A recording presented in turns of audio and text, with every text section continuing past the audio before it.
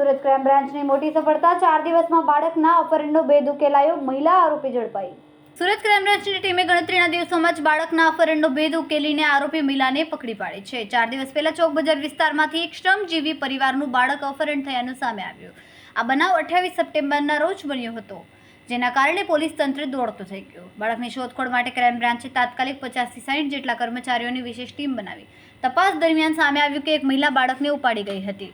પોલીસે શહેરના 500થી વધુ સીસીટીવી ફૂટેજ ચેક કર્યા બાદ જાણવા મળ્યું કે આરોપી મહિલા બાળકને લઈને વલસાડ સુધી પહોંચી ગઈ હતી। વલસાડના લીલીપુર વિસ્તારમાંથી મહિલા બાળક સાથે મળી આવી। પ્રાથમિક પૂછપરછમાં જાણવા મળ્યું કે પકડાયેલ મહિલાનું પોતાનું બાળક થોડા સમય પહેલા મોત પામ્યું હતું અને એ જ કારણે માનસિક આઘાતમાં આવીને આ મહિલાએ બાળકનું અપહરણ કર્યું।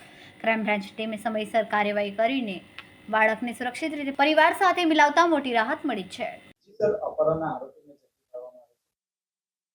ગઈ તારીખ 28/9/2025ના રોજ સુરતના રાજમાર્ગ રોડ પર ચોક બજાર પાસેથી એક 4 વર્ષના બાળકનું કિડનેપિંગ કરવામાં આવ્યું હતું। આ બાબતે એની મધર શાહિસ્તા અકબર શહાદત ચોક બજાર પોલીસ સ્ટેશનમાં ફરિયાદ આપી હતી। એ અને એના હસબન્ડ ફૂટપાથ પર ચોક બજાર ફૂટપાથ પર રહે છે અને 2 બાળકો સાથે રહે છે। 28 તારીખે સાંજે જ્યારે હસબન્ડ વાઈફ કંઈક વસ્તુ લેવા માટે બંને હસબન્ડ તો બહાર હતો, વાઈફ પણ કંઈ લેવા ગયા તો 4 વર્ષના બાળકને કોઈ લઈને જતું રહેલું। આ બાબતે ચોક બજાર પોલીસ સ્ટેશનમાં ગુનો દાખલ થયેલો। ખૂબ જ દયાની પરિસ્થિતિમાં રહેતા હોય અને ખૂબ સંવેદનશીલ વસ્તુ હોય સુરત પોલીસ કમિશનર સાહેબ અને જોઈન્ટ કમિશનર ક્રાઇમ બ્રાન્ચ દ્વારા સુરત ક્રાઇમ બ્રાન્ચને આ ગુનો ડિટેક્ટ કરવા માટે સૂચના આપવામાં આવેલી હતી, જેના અનુસંધાને ક્રાઇમ બ્રાન્ચના 2 police inspector RI Jadeja, Jain Goswami અને અલગ અલગ 5 પીએસઆઈઓની ટીમ એમના અંડરમાં બનાવવામાં આવી હતી અને 60 થી 70 માણસો સતત 5-6 દિવસથી લાગેલા હતા આ ગુનાને ડિટેક્ટ કરવા માટે। પ્રાથમિક લીડ મળી હતી કે એક બેન જ્યાં લોકો રહેતા હતા, જ્યાં રોડ ઉપર છોકરો એકલો હતો, એ દિવસે વારંવાર ચક્કર મારતા હતા અને કોઈ ન દેખાતા મોકો મળતા લઈ અને એ બેન જતા રહ્યા હતા રેલવે સ્ટેશન।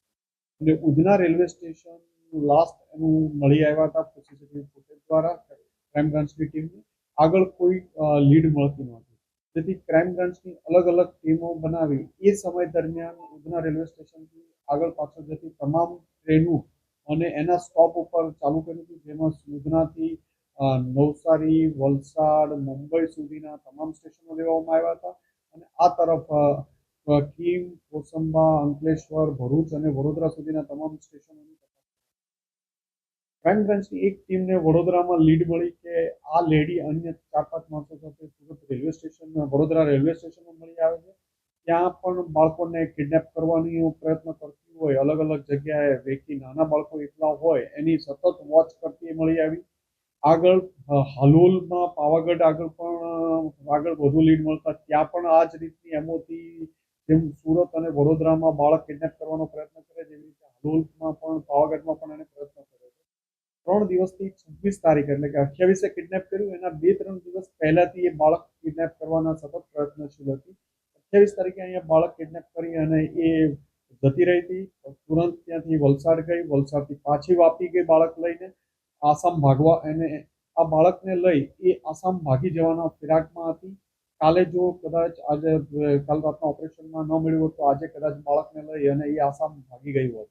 એણે આસામના એક માણસ સાથે રીમેરેજ કર્યા છે, કોઈ આઈડેન્ટિટી નથી આ લેડીની, સુરેખા નાયકા નામથી રહે છે અને એનો હસબન્ડ 20 વર્ષ પહેલા મરી ગયેલો છે। ત્યાં એક એમની સાથે ઘણા સમયથી એક આસામના એક માણસ સાથે પરિચયમાં હતી, ત્યાં અવારનવાર આવજાવ કરે છે અને એ ત્યાં ભાગી જવાના ફિરાકમાં હતી।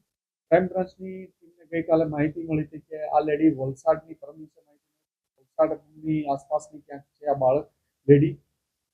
ક્રાઇમ બ્રાન્ચના police inspector Jain Goswami, RI Jadeja અને પીએસઆઈ સિસોદિયા, ભાટી, પીઆઈ વાળા વગેરે અલગ અલગ ટીમો બનાવી વલસાડ સિટીના આજુબાજુના તમામ ગામો તપાસ કરતા કાલે લીલાપુરમાં સુરેખા નામની લેડી આઈડેન્ટિફાઈ થઈ કે આ લેડીનું નામ સુરેખા નાયકા છે, 50 વર્ષની ઉંમર છે અને બાળકને કિડનેપ જ્યારે રેડ કરી સર્ચ કરવામાં આવ્યું તો બાળક પણ ત્યાંથી મળી આવ્યું હતું, સામાન પણ પેક કરીને રેડી પોઝિશનમાં હતી ત્યાંથી ભાગવા માટે। પણ ક્રાઇમ બ્રાન્ચની ટીમે બાળક સાથે હેમખેમ પરત લઈ આવ્યા છે અને એની પૂછપરછ ચાલુ છે। આ લેડીની ઉંમર 50 વર્ષ છે, એનો છોકરો 25 વર્ષનો છે અને એના હસબન્ડની 20 વર્ષ પહેલા ડેથ થઈ ગઈ છે। બાળક કિડનેપ કરી અને આસામ એના જેની સાથે રહે છે ઘણા સમયથી 15 વર્ષથી એનાથી કોઈ બાળક હતું નહીં, એટલે આ બાળકને લઈ જવાનો જ પ્લાન હતો, કિડનેપ કરીને પોતાની સાથે લઈ જવામાં આવ્યો. અને છેલ્લા કિડનેપ 28 તારીખે પણ 26, 25, 26 તારીખથી સતત પ્રયત્નશીલ હતી કોઈ પણ બાળકને લઈ લેવા કિડનેપ કરવામાં.